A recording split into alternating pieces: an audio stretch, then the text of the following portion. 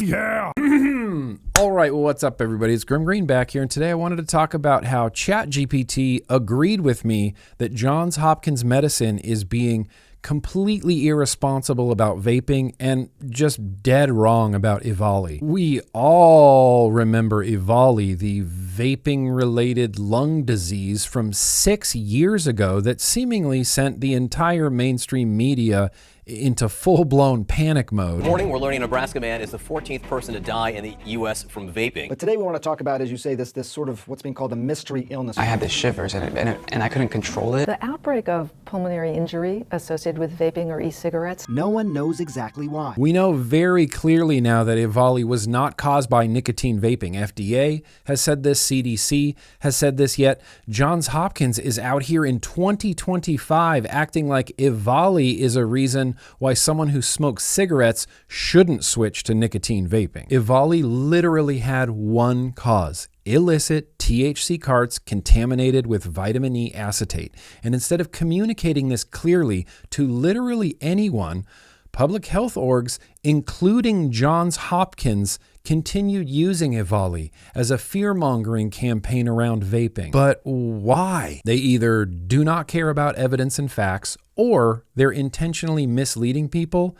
And both of these are crazy dangerous. Now look, I'm generally a pretty big critic of AI, but the truth is I use it literally every single day for many things, including fact-checking. And I was kind of surprised to see ChatGPT be so truthful about Johns Hopkins and EVALI. All I asked ChatGPT was, is it reasonable for Johns Hopkins Medicine to use EVALI as a reason to discourage the use of nicotine vapes?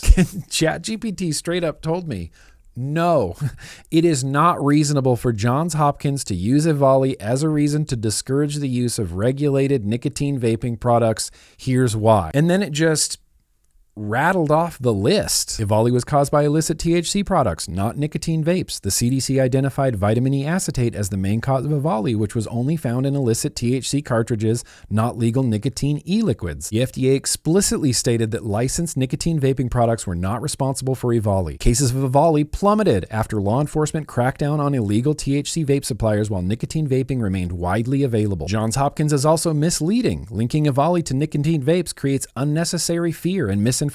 It might discourage smokers from switching to a safer alternative, pushing them back to combustible cigarettes, which are far more harmful. It distracts from the actual cause of EVALI, which was illicit THC products and unsafe additives. It also mentioned that FDA and CDC, despite their early warnings to avoid all vaping products, later clarified that EVALI was due to contaminated THC carts. And ChatGPT's conclusion was not nice to Johns Hopkins. Using EVALI as a reason to discourage nicotine vaping is scientifically misleading and harmful to public health. Instead, the focus should be on warning against illicit and unregulated vaping products, especially black market THC vapes, encouraging smokers to switch to regulated nicotine vaping as a harm reduction tool, educating the public on the actual risks associated with vaping rather than misrepresenting a THC-related lung disease. Scientifically misleading and harmful to public health, Johns Hopkins. People see big names like Johns Hopkins Medicine and assume they're getting accurate and unbiased health information.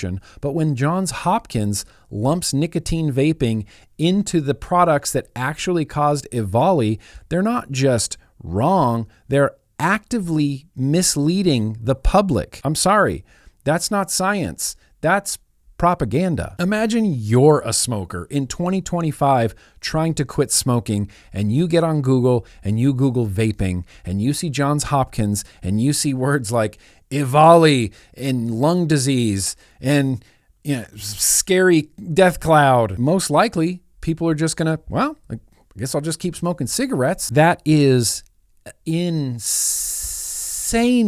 irresponsible. We already know that cigarette smoking kills roughly 500,000 Americans every single year, year after year, and EVALI, at its peak, claimed the lives of 68 people between September 2019 and February 2020, and not one since. Upwards of 18 million people use nicotine vapes every day globally, but There were no EVALI deaths in the UK. There were no EVALI deaths in Sweden or Australia. There were no EVALI deaths in Malaysia or Indonesia or literally anywhere else where nicotine vaping has proliferated. And look, I'm not saying that vaping is harmless, because what is? But if we're going to talk about vaping, we have to at least get the facts straight. And the fact is, EVALI had nothing to do with nicotine vapes. The FDA knows this, the CDC knows this, and even ChatGPT knows this. But Johns Hopkins Medicine?